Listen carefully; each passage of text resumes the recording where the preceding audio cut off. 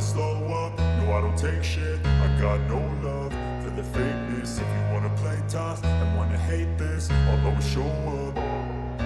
I don't ever slow up, no I don't take shit. I got no love.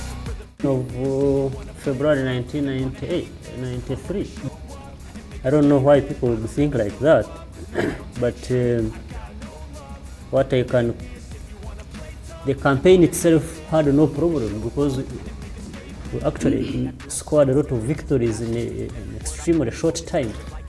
But maybe what people can debate on is what happened after. But the offensive campaign itself had no mistakes at all. It was in fact perfect and very successful. Maybe if they are saying because it involved after had captured a lot of territory, because of the negotiations that were going on in Arusha, there were discussions. Free from the chains at last, and to believe in what you got, it was built to last, yeah. Now that I've been put through hell, I never got it. To halt the fighting and continue with the negotiations in Arusha. And that's what we did.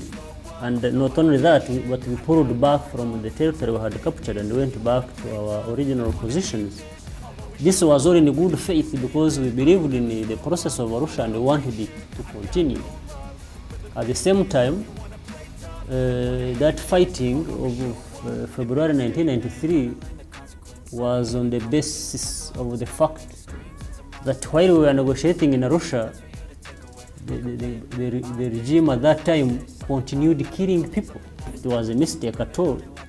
It was made in good faith because we had wanted to stop fighting and show our faith in the continuation of negotiations that we meant to create peace in the country. Maybe I may agree with some people who think it was a mistake because at that time if we had wanted to continue to capture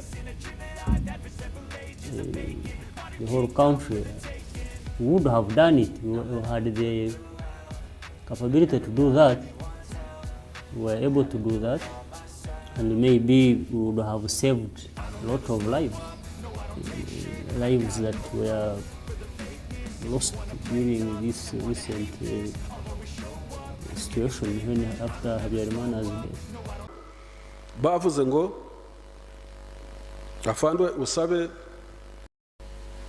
ntibagiye kubabwira ko His Excellency yageze ahakusanya commanders intambara yananiranye icyo gihe abasaba ibitekerezo bose uko banganaga muri iyo nama bavuze ngo afandwe usabe Museveni atujyana ahantu hitwa Kidepo muri National Park ya Kidepo ni ku mupaka wa Uganda na South Sudan na Ethiopia.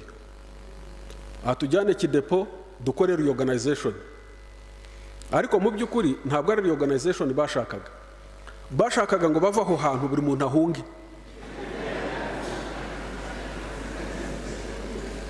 Bashakaga guhunga, bashakaga kwigendera kuko baravugaga ngo abanyarwanda ntibashoboye kurwana, ngo bati dukeneye riyoga kujya kwishakira Kidepo ku mupaka wa South Sudan. Urumva ko iyo atari riyoga kwa ruguhunga.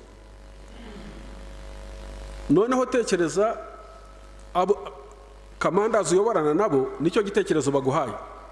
Wowe uri leader kugira ngo bakonvinsinge ubereke ko igitekerezo cyabo atari cyo kandi ko abantu bashobora gukomeza bakarwana bagatsinda. Murumva role ya leader icyo bivuze. Iyo hataba the leader abantu baba baragiye muri iyo yoga bagaherayo n'ubu bataragaruka. Nuko nguko bimeze. Ni gute bimeze biti? Kubera iki mutsindwa gutya? Kubera iki abasirikare bapfa bingana gutyo? Kuko yarabibonaga ahantu hari abarwayi inkomere 200, hari imva 200 mu byumweru 2 ubwabyo yarabibonaga byigaragaza. Ababajije ati hari ikibazo ni ikibazo mufite kidatuma mu Rwanda. bati umwanzi arakomeye, bati umwanzi arakomeye, umwanzi afite ibifaru, umwanzi afite indege, umwanzi haje abazayirwa, haje abafaransa, bashaka kumwereka ko urugamba rudashobora gukomeza n'umunsi n'umwe. Ni nko kumubwira ngo nawe nubwo uje ntacyo ushobora kugeraho. Icyo nibuka neza yarabarebye arababwira ati umwanzi ntabwo akomeye, uyu mwanzi murwana nawe ntabwo akomeye na gato.